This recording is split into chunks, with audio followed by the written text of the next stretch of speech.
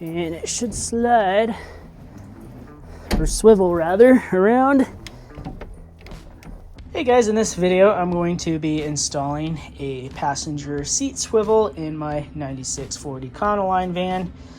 And I got this seat swivel for Econolines off Amazon for about $100. It's pretty heavy, very thick steel, and it uses kind of like a plastic bearing. However, this swivel is only meant for 97 and newer because they kind of redesigned the interior of these vans and a whole bunch of other stuff like the different engines and everything starting in 97. So unfortunately, it's not going to fit right out of the box. So the top side has a few different slots for different seats, and you can see that this is going to fit long ways. However, side to side doesn't quite reach. And also the lock release is gonna run into the bottom of the seat, so we're gonna have to fix that too. And as far as I know, nobody sells a seat swivel for the 96 and older Econolines, at least the flat ones that attach to the stock base, because I don't want to get one that goes all the way to the floor that swivels, because I think they have those, because I'm gonna get rid of my little storage compartment under here, and I don't want to do that. So we're gonna make this work. First thing I'm gonna do is take this whole thing apart, and it's just these little hex screws, a bunch of nylock nuts, and for the lock release, probably just put it in a vise and like bend this down a little bit. That'll work fine.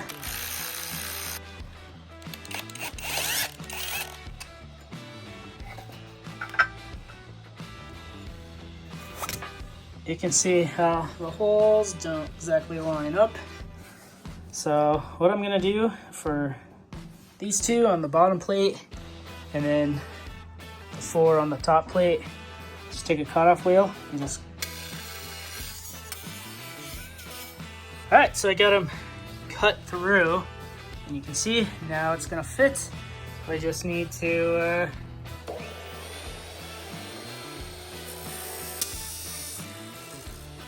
now I'm gonna weld little pieces of flat bar on the end of that, just so it doesn't kind of like slide to one side and pop off.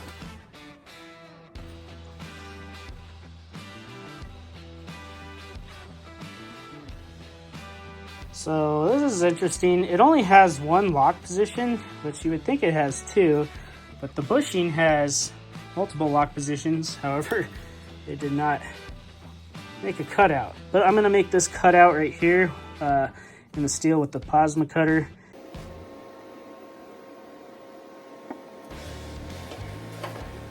So everything fits really well, but I'm just gonna kind of take off the ends of these because they just stick out a little bit too much. There's really no point to having them that long. And then I'm gonna sand down the welds where they need to be. The bolt pattern has been extended. And let's make sure it fits. Perfect. That's gonna be so nice.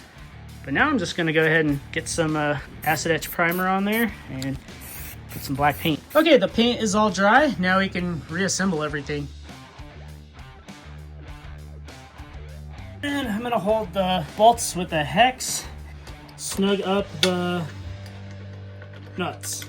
And I'm just using a screwdriver handle because they don't need to be tight like at all. You have to get them just tight enough so this thing doesn't wiggle around, but not too tight where you can't actually turn it. I would just do like a cross pattern and then kind of just check to see how turnable it is. Definitely will take a little bit of trial and error. It's funny because the review on this was someone angry that they couldn't turn it. I was like, you just need to like adjust these because when they put it together, they probably don't care. It would be nice if it was like ball bearings, but this will be fine. See, it still slides fairly easy, and it'll break itself in as you slide it back and forth a few times. I just don't want any of the washers real loose. So these little bushings snap in the bottom. And I forgot if I mentioned I did bend this down a little bit because I think it was gonna run into the bottom of the seat cushion. This plastic bushing is on the bottom, metal washer, and a nylock, and a spring that clips on here and right there. Same type of deal with this nylock. You want it just tight enough, but not too tight. Yeah, just like that. Now I got it sitting on the seat base with it kind of adjusted in the middle so I can access the bolt holes. And we'll take the included bolts and washers. Look at that. Perfect fit. And then a washer on the bottom of each one, and then a nylock.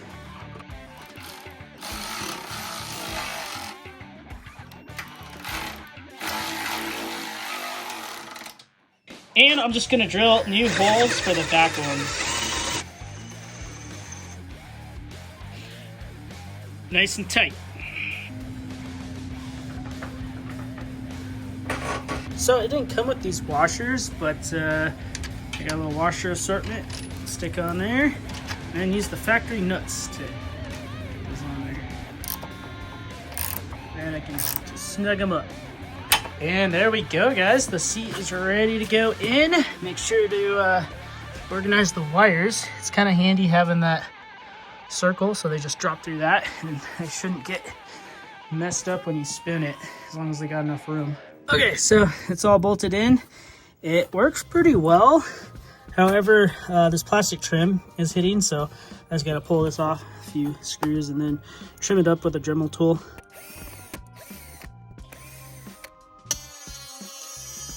And that should work real nicely. And now it won't catch. All right, time for the final test. And seatbelt still works. And instead of this hard mounted seatbelt, it was broken anyways.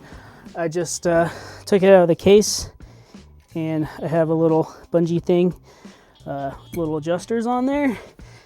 And then all you have to do to move it around, slide it forward most of the way, and then I think you have to push this forward, and it should slide, or swivel rather, around, and there we go. And you can push it forward and backwards depending on where you want it. If you want it out of the way, push it back, and then it's got armrests even. And you can push it back and forth. Lumbar support still works, and the lights work and everything. And you can almost lay this thing all the way down if you want to take a nap like that. But anyways, guys, hope this video was helpful. It was a lot of kind of customization and fabricating, but nobody makes the style of swivel for the 96 and older Econolines, and I want to keep this little storage compartment under the seat. I didn't want to replace the entire base because I think you can get those, but I'm pretty happy with how this worked out. Thanks for watching, guys. I'll catch you later. Peace out.